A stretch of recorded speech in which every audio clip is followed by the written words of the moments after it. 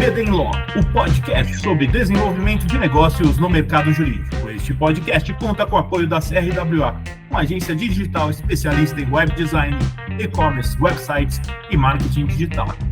CRWA, há 14 anos entregando performance e resultados de comunicação. TKRA Contabilidade, a contabilidade certa para o crescimento da sua empresa. Já ouviu falar em Legal Design? Não? Procura por Bits Legal Design, criando documentos que qualquer pessoa entende. O diretor jurídico é o responsável por liderar e coordenar todas as atividades jurídicas de uma empresa, garantindo conformidade legal, mitigação de riscos e suporte estratégico às decisões corporativas. Seu papel envolve desde a gestão do contencioso e de contratos até a atuação consultiva em questões regulatórias, societárias e trabalhistas, assegurando que as operações estejam alinhadas às normas vigentes. Além disso, funciona como elo entre a área jurídica e os demais departamentos, participando ativamente da definição de políticas internas, da gestão de crises e da proteção do patrimônio e da reputação da organização. Este é o tema de hoje aqui no BD Law, podcast sobre desenvolvimento de negócios no mercado jurídico. Sejam muito bem-vindas e bem-vindos. Eu sou seu host, Gabriel Bedini, especialista em desenvolvimento de negócio no mercado jurídico. Estamos aqui com Luiz Cláudio Casanova, diretor jurídico do contencioso da Ford Motor Company Brasil e Ford Credit Brasil, com mais de 30 anos na área jurídica de instituições financeiras como Itaú, Real, AFA e HSBC, e escritórios como Tosini Freire, Menezes Lopes, Paixão Cortes. Gestão e atuação direta em processos individuais e coletivos e coordenando equipes de profissionais responsáveis pelo contencioso estratégico. Casa, seja muito bem-vindo e obrigado por aceitar o nosso convite, viu? Imagina, um prazer estar aqui com você, cara, e com toda a tua audiência aí. Eu sou o Casa, né? Se me chamar de Luiz Cláudio, eu vou achar que tem alguém me dando bronca em casa, né? Eu tô com 53 anos, tenho a sorte de ser casado com a doutora Soraya, que é uma médica maravilhosa. Juntos temos 3 filhos, né? São trigêmeos, então eu vou para o trabalho para descansar, né? Então, como diz a juventude, aí um salve para o João Vitor, para o Luiz Fernando e para o Pedro Henrique, aí, que são a maior realização das nossas vidas e um work in progress, como a turma fala em inglês aí. Um deles quer ser advogado, o outro quer ser médico, o outro quer ser engenheiro, eles estão aí no segundo ano e estão aí nessa jornada. E para o que quer ser advogado, eu sempre brinco com ele. Eu falei, cara, você tem que ser muito bom, porque nós somos hoje, no Brasil, mais de 1.500.000 advogados, né? Então, a gente tem uma quantidade de advogados aí, né, gigantesca, né? A gente teve aí, participando de um seminário de consumidor lá na nossa sede em Detroit, em Dearborn, a cidade lá que respira Ford, e aí conversando com os advogados da Califórnia e contando para eles o gigantismo dos nossos números, né? Quer dizer, 11 ministros do STJ julgando mais de 14.000 processos, né? A gente tem números aí no contencioso que são assustadores, né? Então, quando eu falo para ele brincando aí, que é o Luiz Fernando Nando, que fala que pensa em ser advogado, eu falo, cara, aquilo que eu estudei na faculdade, né? Saí da faculdade em 96, e o que você vai estudar hoje, nesse mundo que a gente está respirando, nós estamos surfando uma onda de transformação com inteligência artificial, né? As LLMs da vida, os agentes de inteligência artificial, daqui a pouco nós vamos ter a inteligência artificial geral, né? Então, a gente vive transformações que os modelos nos quais a gente foi treinado e foi formado talvez não sejam os modelos que vão funcionar para treinar e formar essa turma, né? Então, a gente fica pensando aí se eu estou no museu, né, olhando para aquilo que aconteceu, se eu sou um dinossauro olhando para o cometa que vem vindo. Eu gosto de dizer que não, porque a gente está aqui num time maravilhoso aí aqui na Ford, que, graças a Deus, todos eles são melhores do que eu em alguma coisa, e a gente tenta respirar a inovação, abraçar essas coisas, não a inovação pela inovação, né? Assim como o sistema bancário brasileiro se desenvolveu para responder à dor de uma hiperinflação, né? A tecnologia ela vem para o nosso mundo do direito com foco no contencioso, ou gestão de contratos, ou gestão de propriedade intelectual, ou privacidade, enfim, todas, compliance, que teve um grande boom aí quando a gente estava em épocas de Lava Jato. Sem tecnologia, tudo isso fica muito difícil de se enfrentar com equipes que que não são equipes gigantescas, com orçamentos que são restritos, né? Então, a gente tenta respirar tecnologia, eu tento instilar a tecnologia lá no meu pequeno. Não tão pequeno, que já estão quase todos do meu tamanho, né? Eles estão quase com 18 anos, né? Ou já estão todos... Eles farão 17 anos agora em novembro, né? Então tem um aninho ainda para as agruras de querer tirar a habilitação e se inscrever para ver se escapa do Exército. Eu não escapei, eu fui policial do Exército. Mas fala que a experiência tem uma experiência muito bacana. Foi uma experiência muito, muito importante, porque uma das coisas que eu acho que é bacana a gente falar quando a gente está olhando para esse mundo que está se transformando diante dos nossos olhos, né? O jornal de ontem, ele já não reflete qual é a realidade de hoje em termos de inovação tecnológica. Um dos pontos que eu acho que transformam a vida do advogado para melhor hoje, seja quem está nessa jornada como eu, aí formado e OAB em 97, né? Formado em 96, peguei a OAB a primeira vez que eu prestei a prova. Então, daqui a pouco vou ter 30 anos de OAB. E para essa turma que está entrando na faculdade, que está prestando vestibular, daqui a pouco o meu pequeno aí, o que vai valer é relacionamento pessoal. Porque a tecnologia nivela um pouco o conhecimento. Óbvio que quanto mais profundidade, quanto mais as pessoas estudarem, né? Estudar não saiu de moda, estudar é o que vai fazer com que cada um de nós tenhamos ferramentas para realizar nossos sonhos.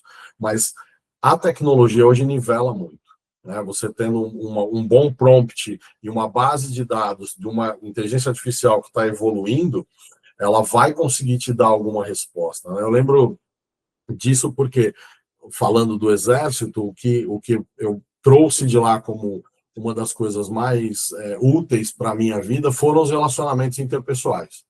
Então, isso tem sido aí uma coisa que é um músculo que eu procuro treinar sempre, né? Então, a questão da empatia, da conexão, da disponibilidade, daquele ativo que a gente tem, que é o mais valioso, que é o tempo. Então, estar em contato com pessoas, conhecer novas pessoas e ter essa habilidade de não ficar só mandando mensagem, olhando para a tela, mas atravessar o corredor, atravessar a cidade, entrar num avião, ir lá e conversar olho a olho com as pessoas, eu acho que é um grande diferencial para quem hoje está imerso no mundo da tecnologia. Mas o teu body language, a tua linguagem corporal aí, quando eu estava falando da tecnologia, eu senti que você tem um ponto aí diferente. Me conta aí, Gabriel. Então, porque eu sempre fico assim, porque eu concordo com você, tipo, as relações pessoais, sim, são, uma das coisas, é o mais importante, é o que nos diferencia, né? O Yuval Noah Harari, naquele livro Sapiens, ele já falava isso, que o que nos diferencia das outras espécies é a cooperação. E a cooperação são as relações nossas. Então, isso eu concordo plenamente. E aí eu lembrei, é que eu estava dando risada aqui, porque na minha cabeça eu falei, não acredito que eu vou citar o Wicked.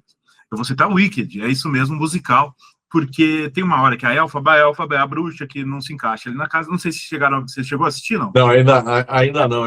Eu tô na minha fase John Wick, né? Eu tenho 3 meninos. Putz, eu tinha a bailarina falando nisso. Do universo. Muito bom, por sinal. O Wicked eu tinha muito... eu achava que não era, você assistiu, né? Eu fui assistir, cara, me mostrou um negócio que eu falei, caramba, eu não tinha pensado. Que bacana. Mas o que é legal? Tem uma música que chama Popular, que a Glinda é a Ariana Grande ali no filme, no Wicked. A Glinda é aquela maravilhosa, tudo certo, não sei o quê. E a bruxa é a Elphaba. E a Elphaba é uma pessoa mais difícil, porque ela teve infância, teve toda história ali, é mais difícil nas relações humanas. E aí tem uma hora que elas, sempre uma brigando com a outra, depois elas ficam amigas. E contei um spoiler do filme, mas tudo bem, já faz parte, já foi musical. Dane-se, se você não assistiu, agora vai ter que assistir. Mas tem essa parte que a Glinda vai falar para ela, olha, todas as grandes pessoas eram populares, porque elas conheciam as pessoas. Então não basta você só ter essa sua inteligência se você não conhecer a galera. Então ela vai lá e ensina para ela a importância das relações pessoais. Lógico que o filme é muito mais do que isso, tem outras coisas, mas isso e é verdade, cara. Você falou das relações pessoais que são um grande diferencial, mas eu tenho uma coisa que eu fico pensando no mercado, eu queria saber a sua opinião, e eu nem tinha colocado no roteiro aqui. Hoje, né, a gente está em 110 mil escritórios, acho que já deve ter mais do que isso, você falou aí 1,5 milhão de advogados, a gente tem mais universidade, aquele negócio todo. E aí eu fico pensando, porque beleza, a tecnologia vem, aí a gente não pode ter medo dela, a gente tem que saber como que usar tudo e realmente vai mudar, mudou o negócio, né? A gente está vivendo um paradigma, está vivendo a revolução e assim quando veio o computador, a gente está vivendo agora a inteligência artificial e depois, daqui a anos, vão ter outras.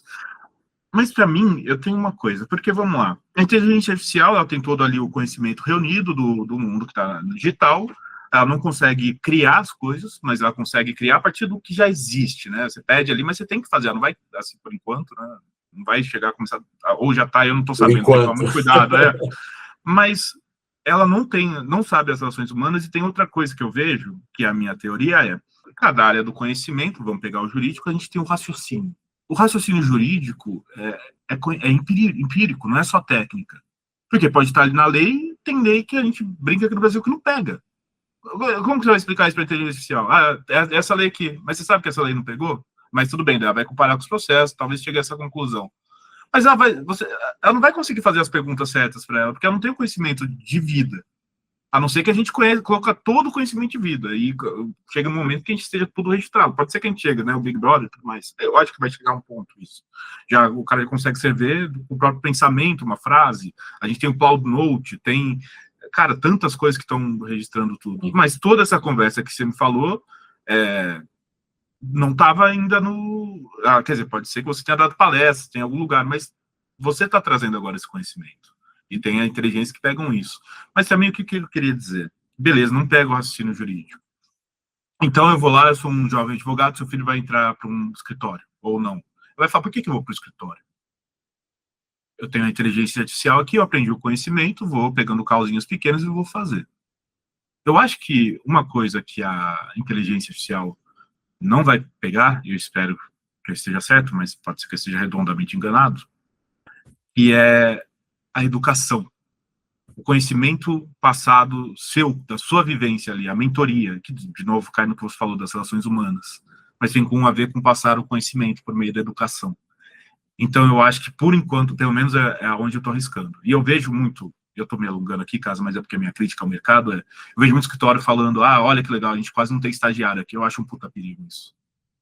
Porque se você não tem muito estagiário, como que você vai preparar a próxima geração e como que vai dar a perenidade do negócio? Quem que vai querer trabalhar aí?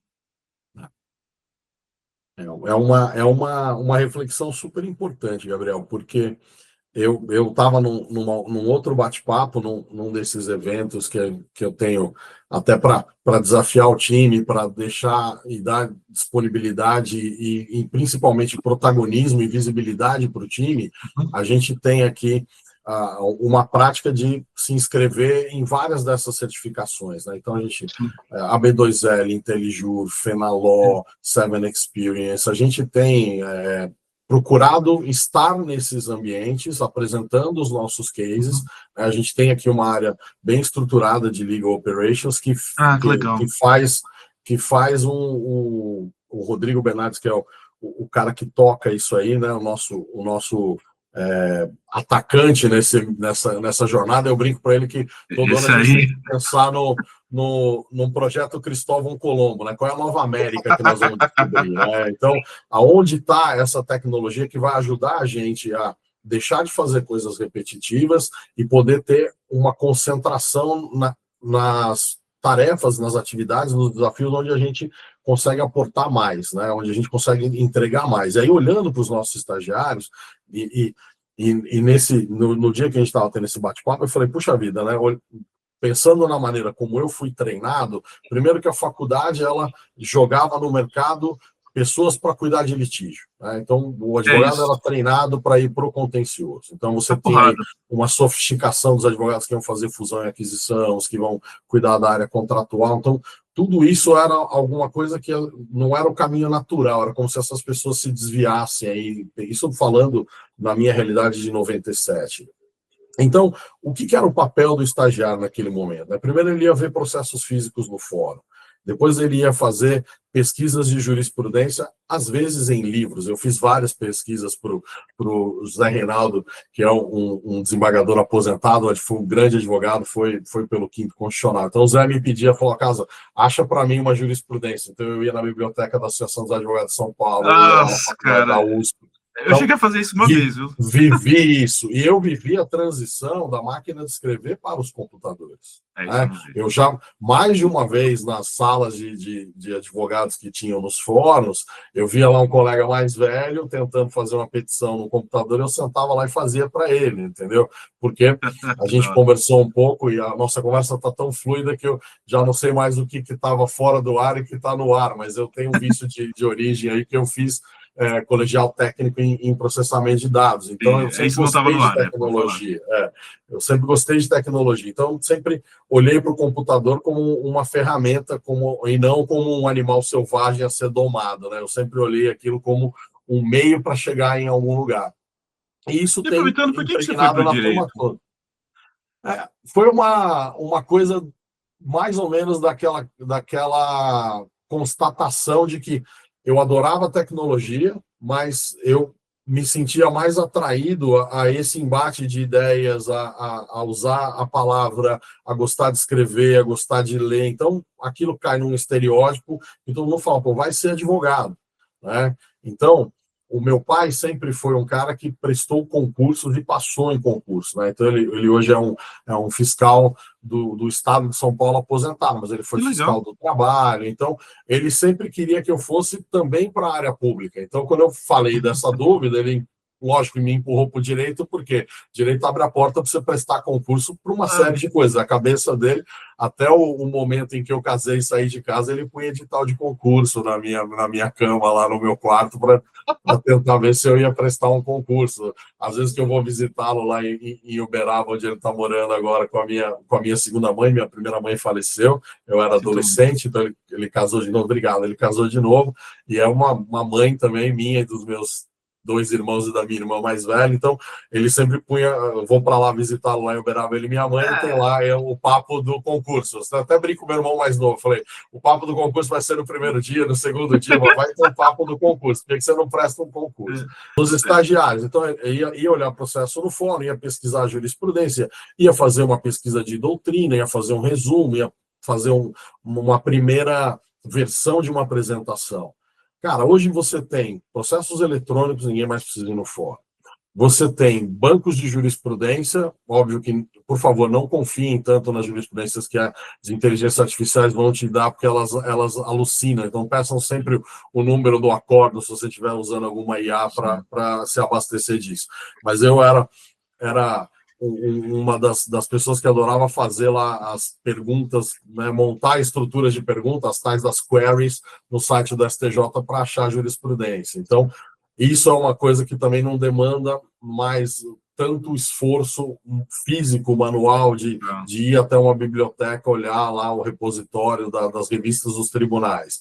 E apresentação, você tem o Copilot da Microsoft hoje e tem várias outras IAs, tem tantas IAs aí que eu não consigo acompanhar a quantidade delas, mas para cada atividade que você precise fazer, você vai ter aí 3 ou 4 muito boas opções, né? Tanto que uma dica que o nosso líder global de operações legais, que é o Darth Vaughan, ele fala, se você for procurar um fornecedor para atuar com inteligência artificial, tome o cuidado de não fazer contratos longos nesse momento.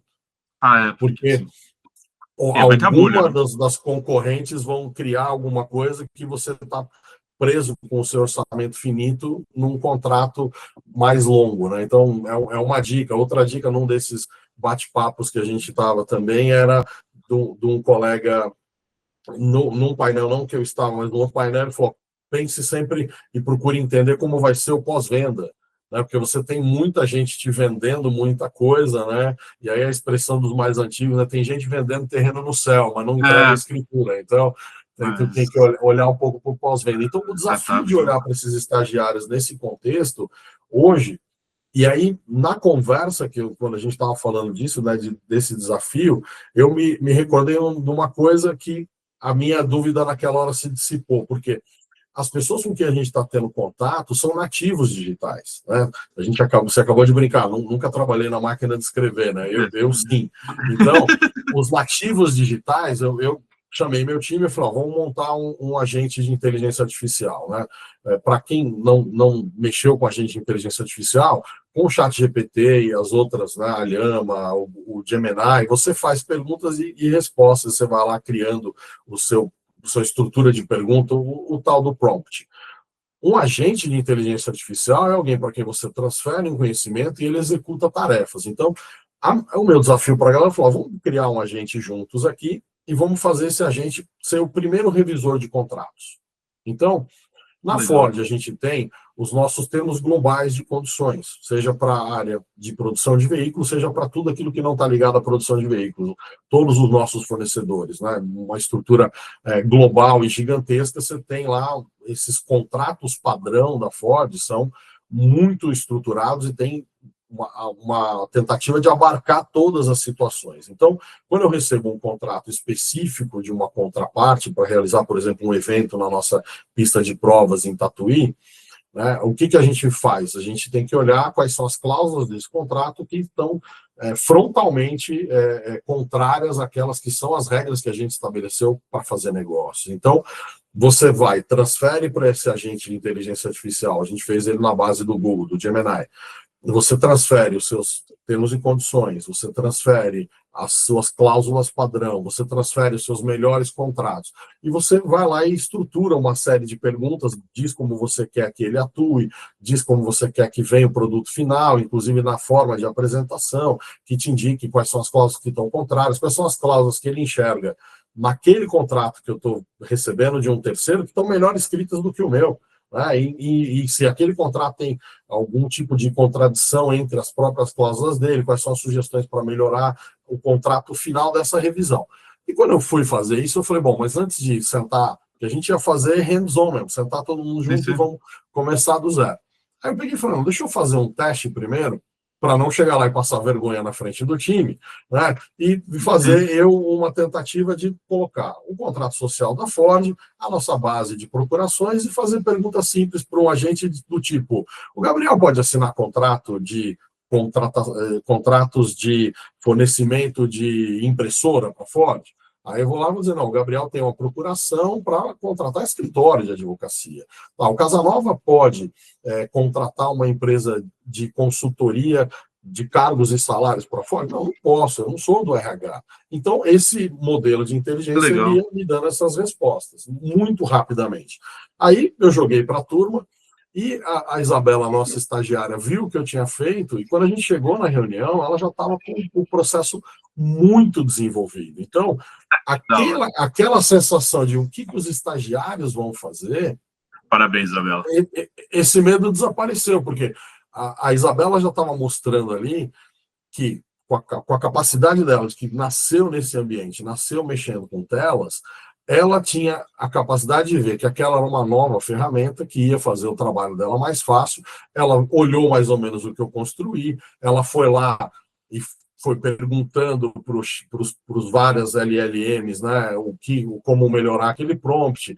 Tanto que, quando eu sentei com o cara de IT, que é o Djalma, o Briguente, que está aqui na Ford, que é um gênio dessa história toda, e contei para ele o que a gente estava fazendo, ele falou, na próxima vez que vocês forem rever, eu vou mandar um cara meu, que também é o ninja dessa história. Então ele veio, a gente fez a reunião, já olhou o prompt mais. Direitinho. Então, nós estamos vivendo isso nesse dia a dia. Então, os estagiários que a gente continua considerando uma parte fundamental da nossa equipe, porque eles vão ser os futuros advogados, muitos dos advogados que a gente tem na Ford foram nossos estagiários. Que legal. Né? Então, e estão em outros lugares também, e a gente vai acompanhando a carreira deles à distância, e a base técnica, de novo, estudar com profundidade é super importante, né? Entender a natureza jurídica das coisas, né? E não só pegar aquela 4 linhas, como se fosse uma postagem no X, né, um tweet, né? Não, a gente tem que realmente ter profundidade naquilo que a gente está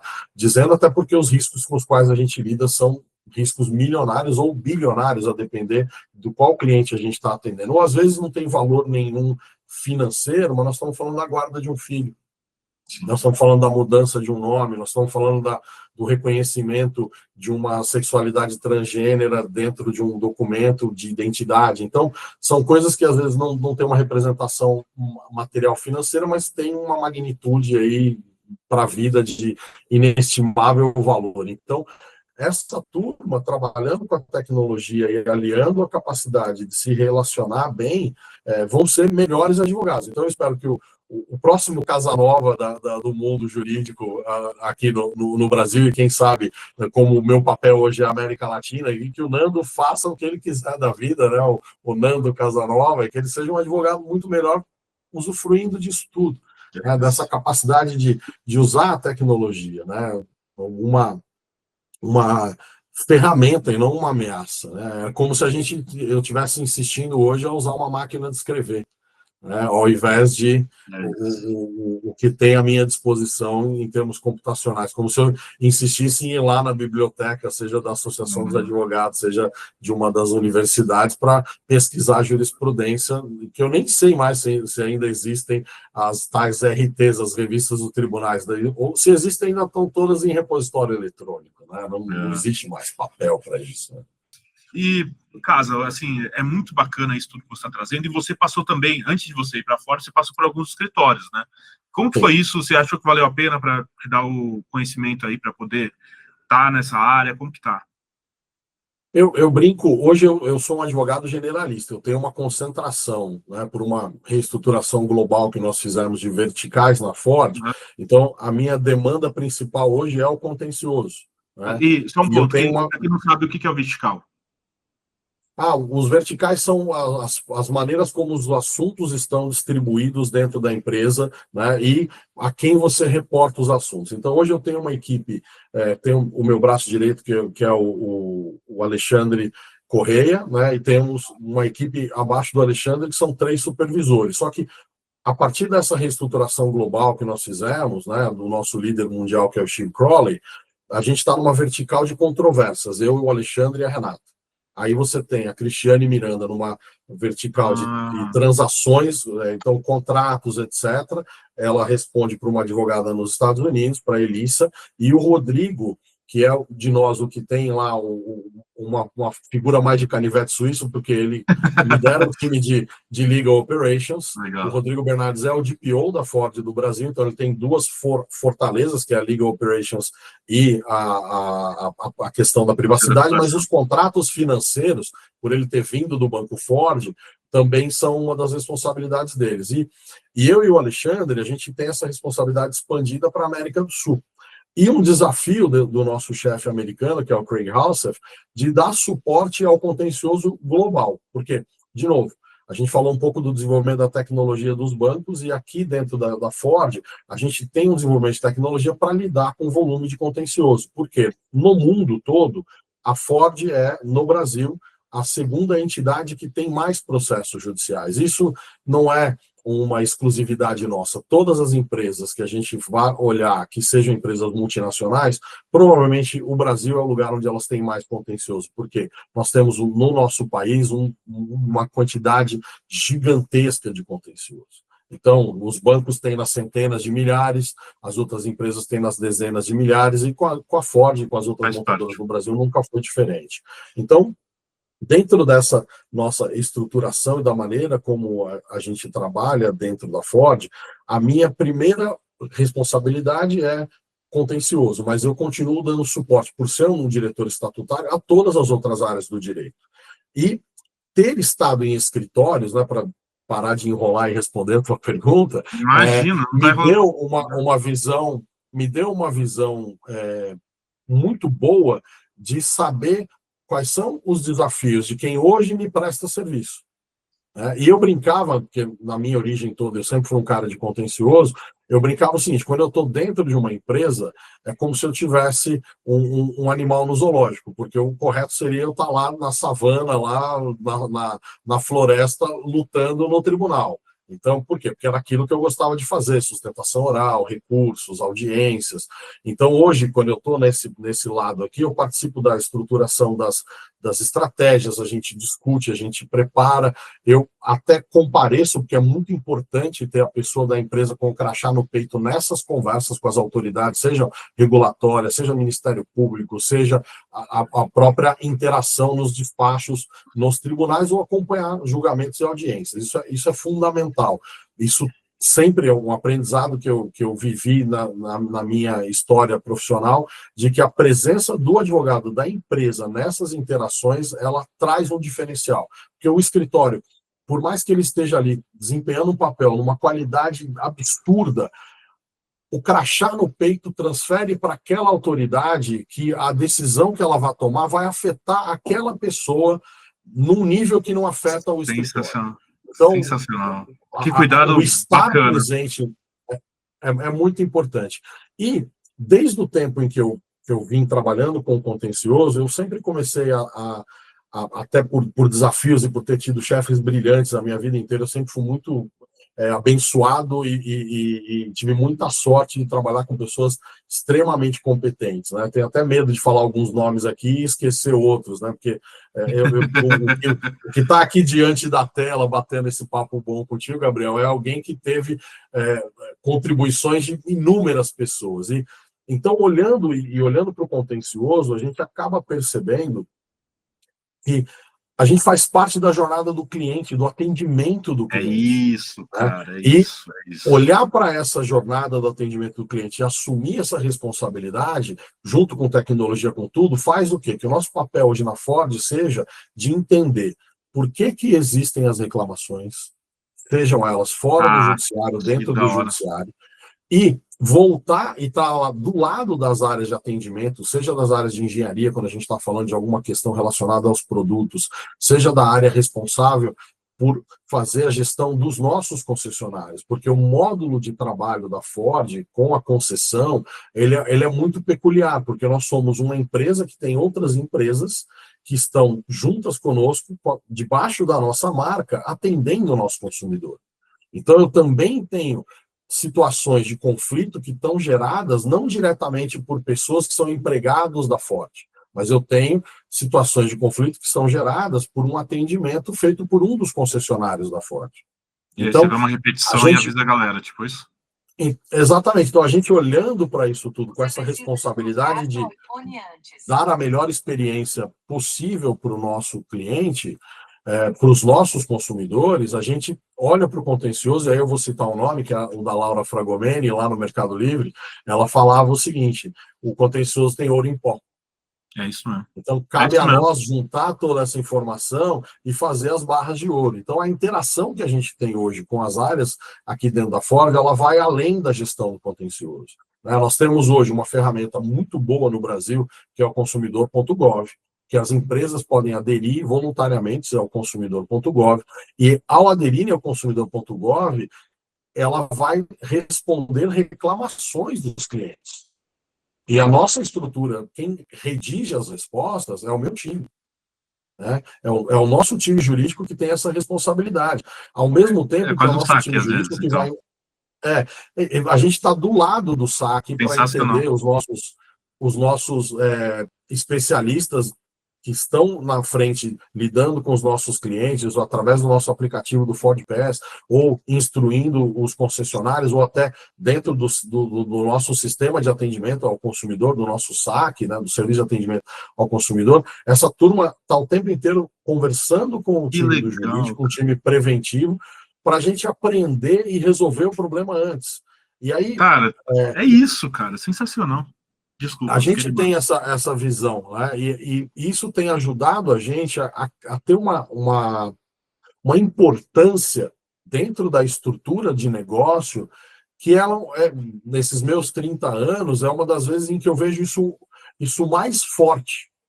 Né? Eu já tive a sorte de trabalhar em jurídicos muito bacanas, mas numa época ainda que o problema era jogado no jurídico.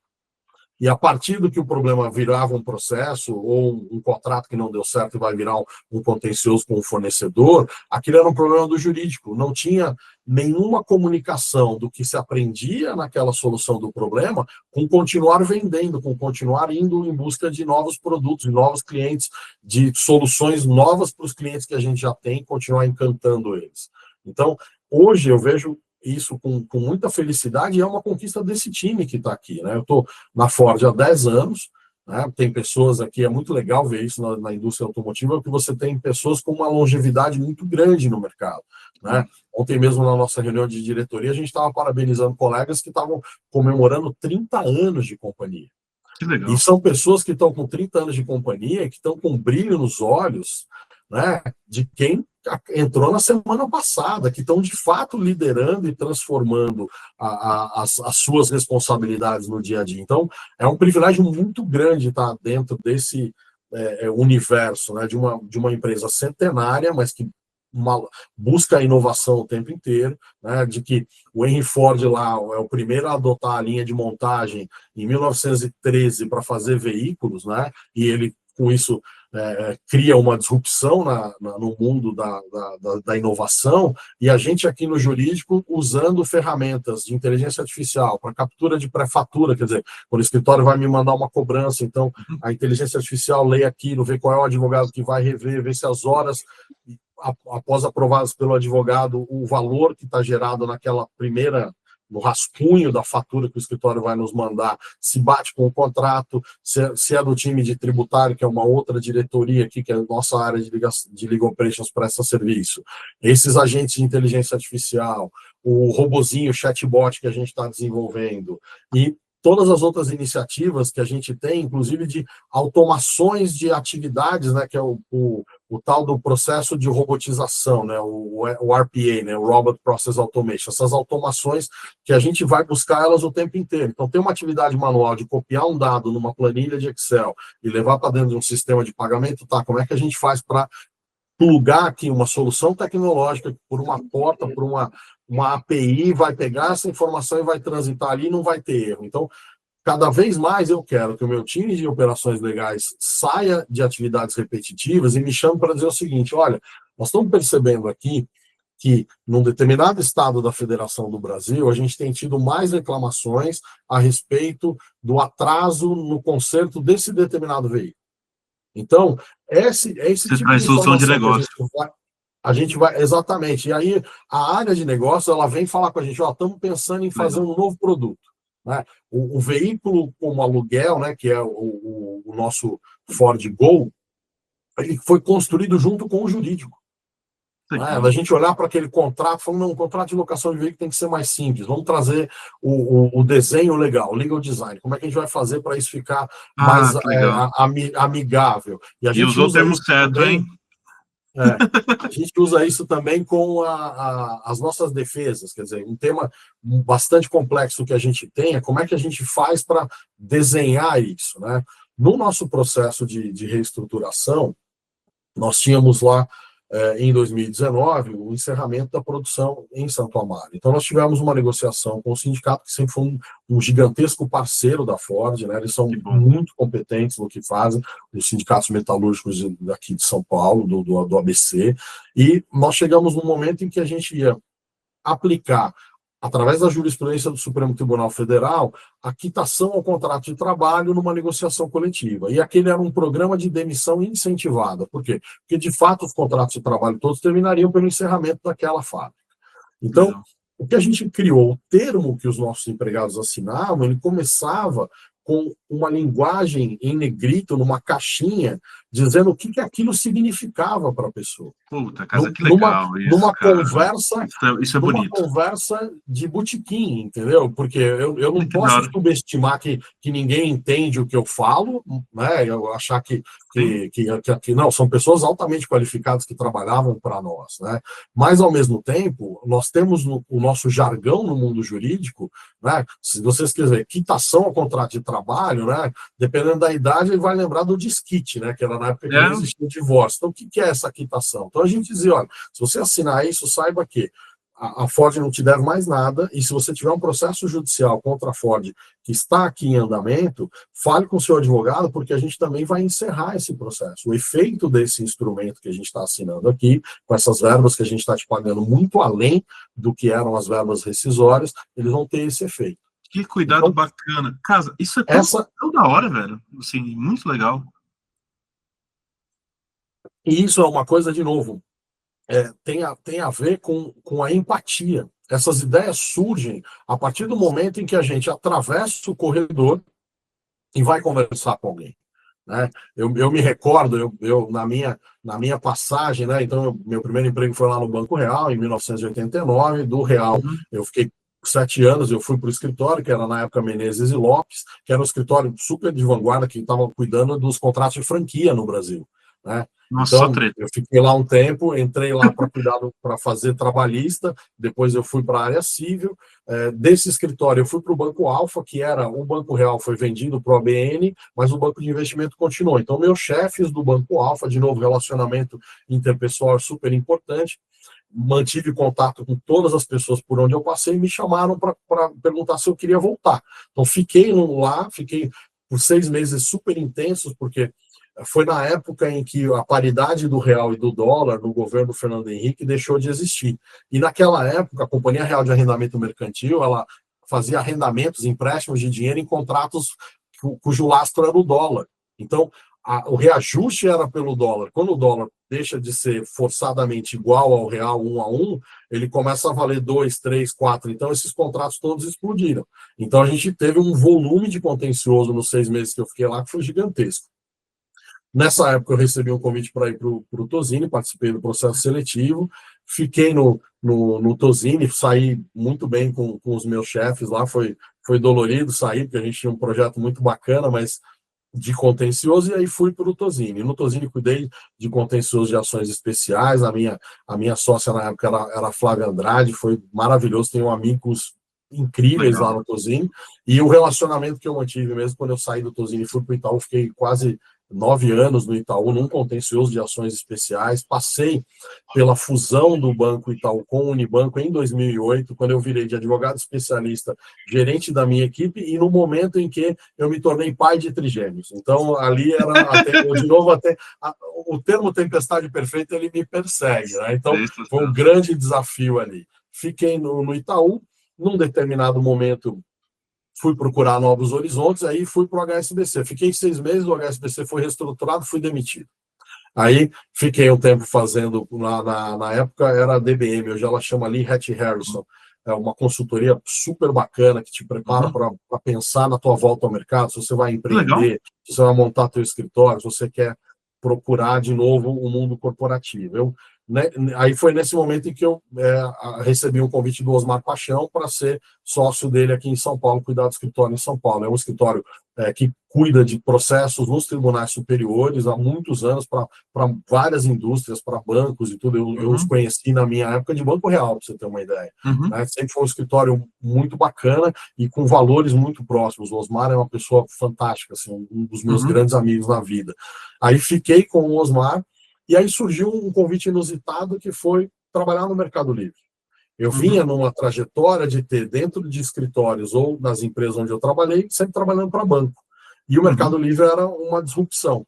Então, fui para o Mercado Livre, foi muito bacana, porque durante as entrevistas, eu usei uma das minhas responsabilidades lá no Itaú, que era preparar parte do relatório que é submetido para os acionistas. Então, eu falava do que era a quantidade de processos que a gente tinha, os grandes casos, quais eram os prognósticos de perda e tudo mais. Então, quando o Red Hunter me falou que era o Mercado Livre, que era uma empresa listada na Nasdaq, ele falou, não precisa me contar mais nada, eu vou baixar os relatórios que eles fazem trimestralmente e anual e vou ler. Então, eu cheguei para a entrevista com o RH e com a Laura Fragomeni na época, e eu tinha umas perguntas legais para fazer, porque eu fiquei intrigado como aquilo funcionava, principalmente o mercado pago, porque na época não existia a legislação hoje dos arranjos de pagamentos. Né? Então, foi muito bacana. Fiquei no Mercado Livre por um tempo bom, até que surgiu o convite para vir para a Ford. E foi uma decisão, de novo, difícil, quase aquela como escolher entre direito e estudar tecnologia. Por quê? Eu amava o que eu fazia no Mercado Livre, mas o Mercado Livre, eu morando em São Caetano e ele em Santana de Parnaíba, numa época pré-pandêmica, eu tinha pelo menos umas 3 horas de trânsito por dia. E os meus trigêmeos estavam entrando na escola para valer, né? Que era o primeiro ano escolar. Então, era um momento que eu precisava me fazer mais presente. Que legal. Então, os amigos do Tosini que trabalhavam aqui para a Ford que já atendiam nas áreas civil e trabalhista, e hoje é um dos nossos principais escritórios, falaram: tem uma vaga perto da tua casa, né? Você está aí comentando que está difícil. Então, vim para cá. No primeiro momento, em 2015, meu desafio era uma vaga até bem interessante, que eu nunca tinha visto no mercado ainda, porque eu era responsável pelo contencioso trabalhista, consultivo trabalhista, mas eu também tinha contratos, tinha societário. Eu só não tinha o contencioso civil e a consultoria civil, né?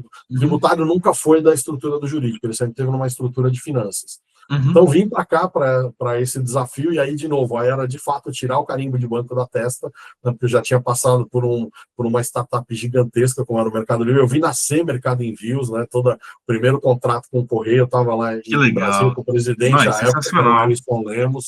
Então, foram, de novo, muita sorte de participar de coisas muito bacanas. E estou na Ford nesses 10 anos. É sorte mais ou menos, né? Você se preparou para isso. É bom, a sorte é quando você está preparado para pegar o momento no lugar certo, é verdade. Mas é verdade. Então, você teve bem seu mérito aí. Obrigado. Passei por essa. Tem mérito de muito mais gente do que eu, mas eu agradeço, sim.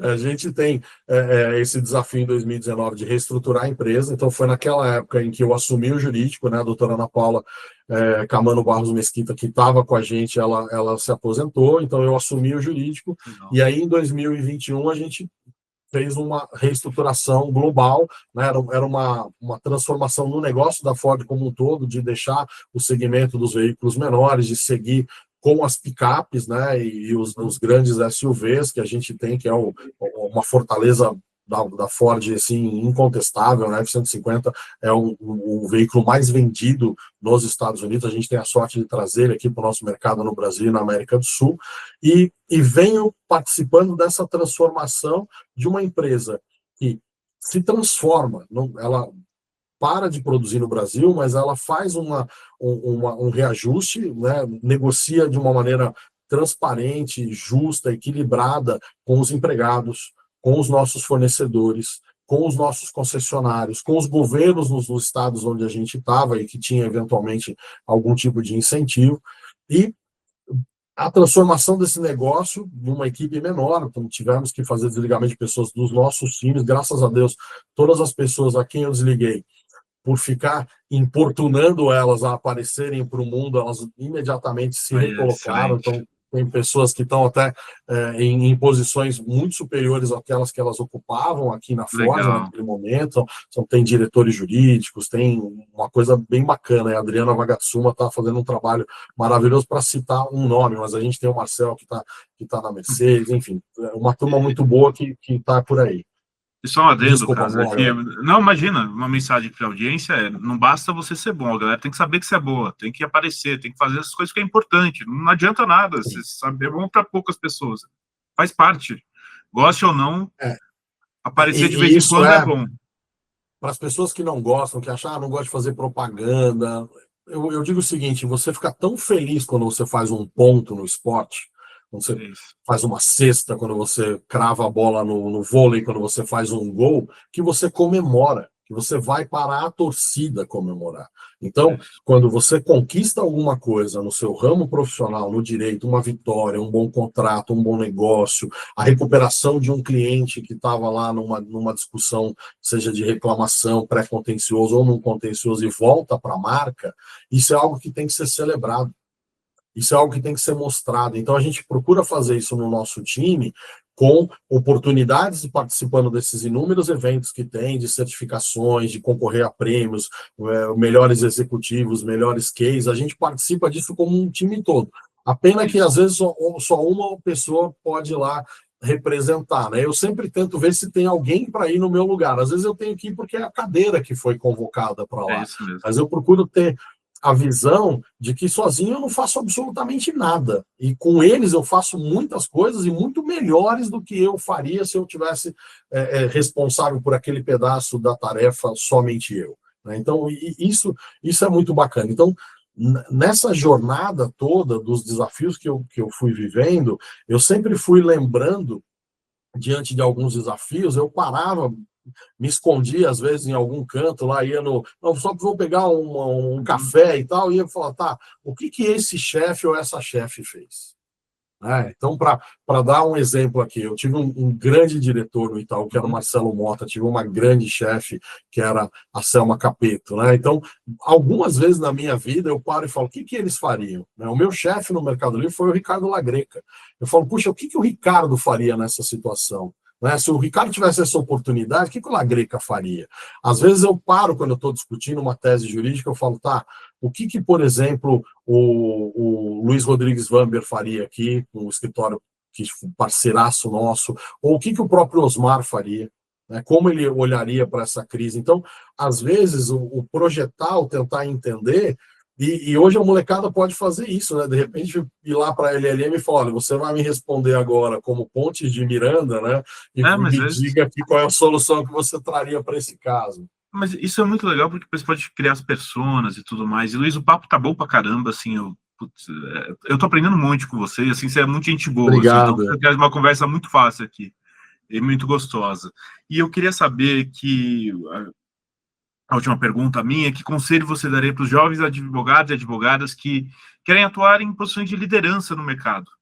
Eu acredito muito nesses pilares que a gente já passou por eles um pouco, quer dizer, estudar muito, tentar ter muita profundidade naquilo que a pessoa vai entregar tecnicamente, Agora, para ser um líder de verdade, aí olhando para os exemplos muito bons que eu tive na minha vida, todos eles tinham para usar uma gíria, tinha uma pegada de servir, Então, quase como o líder servidor, eu acho esse papel, eu acho ele fundamental para quem quer de fato liderar. Liderar é fantástico, mas é uma enorme responsabilidade, Seja nos momentos em que você tem que decidir, porque as posições, elas não são... quanto mais você vai subindo na pirâmide, menos vagas e caixinhas você tem para ocupar. Então, quando você vai decidir quem vai ser promovido, quem não vai ser promovido, quando você tem que decidir por desligamentos no momento de reestruturação, quando você se esforçou num processo de avaliação e a pessoa não correspondeu e a barra subiu, aquela pessoa não consegue mais performar no seu time, então como é que você faz com isso? Porque a gente, quando se conecta com as pessoas de verdade, a gente constrói um sentimento que você, por exemplo, não é normal você demitir um irmão, um pai, uma mãe, Então, a gente, lógico, guardadas as devidas proporções, sem ficar com essa demagogia de somos uma família, mas quando você constrói relacionamento com as pessoas e você chega no momento de ter que desligá-las, então se preparar para esses momentos. Então, de fato, se preocupar com quem é o ser humano que está ali do teu lado, procurar ser a pessoa que vai assumir a responsabilidade pelos erros. Então, a primeira coisa que eu brinco é, se alguém tem que apanhar, sou eu. Se a gente vai lá para comemorar, nós vamos levar quem fez o ponto. Nós vamos levar lá quem marcou o gol, quem fez a cesta, quem cravou a cortada na quadra adversária, quem trouxe o contrato, quem fechou o negócio, quem ganhou a ação, quem ajudou a área a criar um novo produto, tem que ir lá receber os louros. A responsabilidade é minha. E levantar a mão e falar que errou é difícil, porque a gente tem medo das consequências, é normal, ser humano, mas é tão importante você fazer isso rápido, por quê? Porque a partir daquele momento você começa a trabalhar na solução. Desde que o erro não tenha acontecido por má fé, e aí o erro é uma oportunidade de aprender, então a gente não perde, a gente aprende, dentro dessa estrutura. Então, para os jovens advogados, o que eu diria? Cara, continuem lendo muito, continuem se aprofundando, usem muito a tecnologia, estejam o tempo inteiro inteirados, ela muda o tempo todo, então acompanhem, bate-papos com esse nível de generosidade que é o ambiente que você cria, Gabriel, porque a gente está aqui, de fato, abrindo aquilo que a gente viveu com uma intenção de fato, ajudar as outras pessoas, compartilhar. Eu tive a sorte de ter grandes líderes na minha vida toda que me ajudaram, que me moldaram. Eu tenho a sorte de ter pessoas que me moldam e que me fazem melhor na equipe, nos meus pares, nas outras áreas, e a gente poder compartilhar um pouco disso aquece o coração. Então, se alguém pegar alguma coisa desse nosso bate-papo, das tuas perguntas, dos teus comentários ricos, ou de um pouco daquilo que eu vivi, e não cair numa armadilha, ou repensar um caminho, ou ter uma solução melhor para um problema, cara, já atingimos o nosso objetivo. É isso aí, cara, eu adorei a conversa, e aproveitando, tem um livro que acho que é excelente aqui pelo que você falou, que é Líderes que Servem por Último, do Simon Sinek. É excelente. Simon Sinek, ele é um cara Simon fantástico. Sinek, ele é um cara fantástico, eu adoro, ele tem os TED Talks dele, são maravilhosos. Né? Tem um que ele conta de um cara que está sendo levado para dentro do helicóptero, e aí o cara que carregou ele lá, que é o chefe, dá um beijo na testa dele. Né? Então ele cria situações em um momento de alta tensão, né? Que o cara lá, o verdadeiro Rambo, né? É isso. Eu não sei se tem. O John Wick vai para a gente não ficar uma referência tão datada, né? E o cara ali demonstrando um carinho, um amor fraternal, né? Num momento como esse. O Simon é um cara bacanérrimo, ele tem aquele A Bit of Optimism, que é o podcast dele, eu ia falar isso. É excelente, muito legal. Eu adoro, sou fãzaço dele, dele. E, Casa, gostaria de agradecer a sua presença no BD Law e por ter compartilhado a sua experiência com a gente. Eu queria saber se você tem algum contato para deixar para o pessoal que quiser conversar com você, tirar umas dúvidas, trocar ideia. Bacana, eu estou no LinkedIn, pode todo mundo lá, eu sou bem ativo nessa rede aí, e fico procurando postar as coisas que a gente tem feito aqui, acompanhar as postagens dos amigos. Aí, o mundo jurídico tem 1.500.000, mas ele acaba aparecendo para nós um mundo pequeno daquelas relações que a gente construiu. Então, eu tô lá à disposição no LinkedIn, a turma me acha fácil lá. Luiz Cláudio Casanova é o meu ID lá no LinkedIn. Fechou. E, Gabriel, muito obrigado pelo convite. Passou rapidíssimo aqui o nosso bate-papo, adorei. Estou até com aquela coisa bacana de, putz, que pena que está acabando, mas a gente tem que fazer reunião e tocar a vida, né? Não, é isso aí, cara. Não, eu adorei também, cara. Parece que a gente já se conhece faz tempo, então foi verdade. Engraçado isso, cara. Como em tempos da palavra química usada no contexto global, tivemos uma química excelente. É isso aí, cara. Não, é isso aí. E tem só mais um ponto, cara, que eu queria falar, porque eu sempre lembro do exemplo da Ford, que o pessoal falava, o Ford lá, o primeiro, ele falava que, olha, você pode pedir qualquer carro que quiser, desde que seja preto. E para quem ouve isso, parece, mas muito antiquado. Não, cara, porque na época fazia sentido aquilo e já era inovador ter um carro. E vocês continuaram aí pensando na perpetuação da empresa, para ter o lucro e sobreviver ao mundo. Esse é o grande negócio, é a sobrevivência. Então, isso tudo que você nos contou hoje foi muito legal e mostra o quanto é importante a inovação, você está pensando no cliente, você pensar na empresa como um todo, e não está ali só para estar ali, é pensar no seu propósito, e você trouxe muito isso hoje. Pessoal, a gente vai ficando por aqui, não deixem de nos seguir nas redes sociais, estamos lá no Instagram, @BDinLaw, e no meu LinkedIn, Gabriel Bidini, onde vocês vão encontrar conteúdo sobre desenvolvimento de negócios e mercado jurídico. Este é o BD Law, podcast sobre desenvolvimento de negócios no mercado jurídico. Nos vemos no próximo episódio. E até lá. BD Law, o podcast sobre desenvolvimento de negócios no mercado jurídico. Este podcast conta com o apoio da CRWA, uma agência digital especialista em web design, e-commerce, websites e marketing digital. CRWA, há 14 anos entregando performance e resultados de comunicação. TKRA Contabilidade, a contabilidade certa para o crescimento da sua empresa. Já ouviu falar em Legal Design? Não? Procura por Bits Legal Design, criando documentos que qualquer pessoa entende.